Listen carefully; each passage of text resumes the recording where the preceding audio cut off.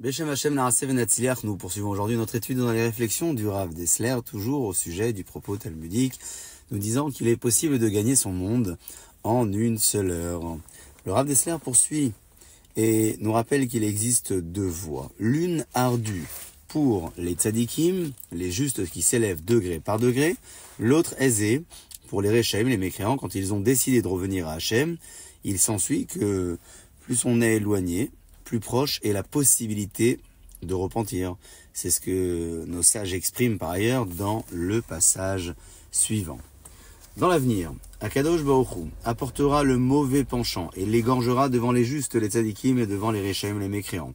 Au juste, il apparaîtra comme une imposante montagne. Au méchant, il apparaîtra comme un cheveu très fin. Les uns et les autres pleureront. Les tzadikim pleureront en disant « Comment avons-nous été capables de conquérir une montagne aussi imposante ?» Les Rechaim pleureront en disant « Comment n'avons-nous pas été capables de combattre ce fin cheveu ?» Or, dans le monde de la vérité, aucune heure d'appréciation n'est possible. C'est donc bien sa propre vérité que chacun voit telle qu'elle est réellement.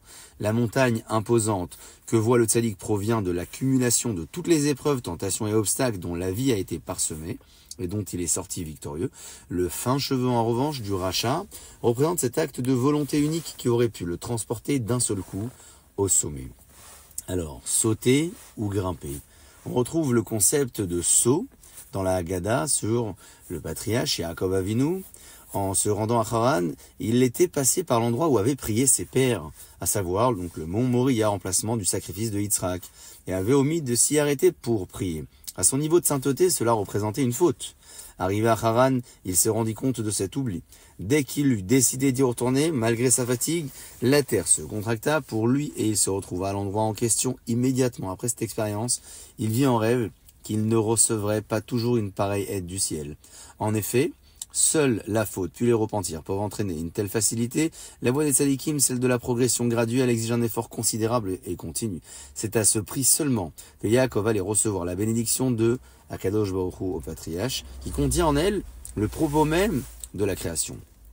Nos sages ont dit, le fils de David, donc le Mashiach, ne peut venir que dans une génération totalement méritante ou dans une génération totalement coupable.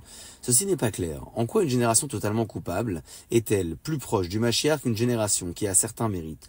On peut le comprendre de la façon suivante, nous dit Rav Dessler. On peut monter à l'échelle, mais on peut aussi la descendre. Si quelqu'un descend progressivement, il lui reste encore la possibilité de recommencer à gravir les échelons, à condition bien entendu de se retrouver toujours sur l'échelle, fût-ce au plus bas, et tant que la faculté de grimper n'est pas totalement perdue. Deuxième façon de comprendre, plus l'homme révèle la gloire de Dieu, plus celui-ci le guide de façon claire. C'est ainsi que les plus grands tzadikim ont été l'instrument de miracles évidents. Moshe Rabbeinu a mérité que la gloire de Dieu se révèle à travers lui, à toute l'humanité, par la sortie d'Égypte, le passage de la mer Rouge, le don de la Torah, et d'autres événements grandioses. La troisième possibilité, c'est dire qu'en revanche, plus l'homme contribue à voiler la gloire de Dieu par ses actes et ses mauvais choix, plus celui-ci se cache à lui. Au niveau national, cela se traduit par l'exil, qui est essentiellement l'exil de la Shekhinah, de Akadosh Baruch Hu. Alors, le nom d'Hachem est profané, sa puissance, sa gloire ne sont plus manifestes dans le monde, qui paraît livré à lui-même. Les nations, nous voyant apparemment abandonnés d'Hachem, ironisent en disant « Où est-il donc leur Dieu ?»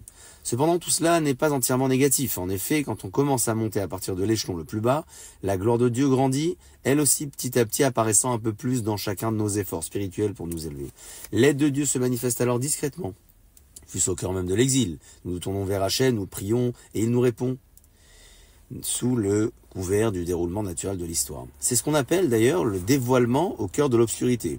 Et cela correspond à la nature de la révélation provoquée par la conduite de l'homme lorsqu'il commence à s'élever en partant du bas. Une génération totalement coupable, quant à elle, n'a plus d'espoir de parvenir à s'élever par ses propres forces, si bien qu'il ne sert plus à rien de la laisser en exil. À ce moment-là, Hachem intervient.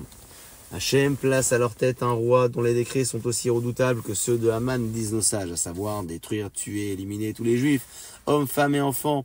Alors le peuple d'Israël revient à lui et il les ramène sur le droit chemin. Que signifie cette dernière phrase? une fois qu'ils sont revenus à lui, il les ramène. Et qui donc les ramène? Hachem ou bien est-ce que ce roi redoutable Kaman? La vérité, c'est que sous le poids des décrets redoutables, leur cœur se brise. Ils prient et Hachem, voyant qu'ils voudraient revenir, mais non plus le moindre moyen et la moindre force spirituelle, les ramène sur le droit chemin. Il les fait parvenir lui-même au sommet, leur donne le Mashiach de façon éclatante aux yeux du monde entier. C'est pourquoi le fils de David ne peut venir que dans une génération totalement méritante, qui acquiert elle-même la mérite de sa révélation, ou dans une génération totalement coupable, pour laquelle l'exil ne sert plus à rien, alors leur cœur se brise, Hachem les élève, et c'est à travers eux qu'il donne le Mashiach, comme nous venons de le montrer. Ainsi s'achève cette seconde étape de l'analyse du Rav Dessler au sujet du propos talmudique, nous disant qu'il est possible de gagner son monde en une seule heure. Baruch Adonai Leolam, Amen et Amen.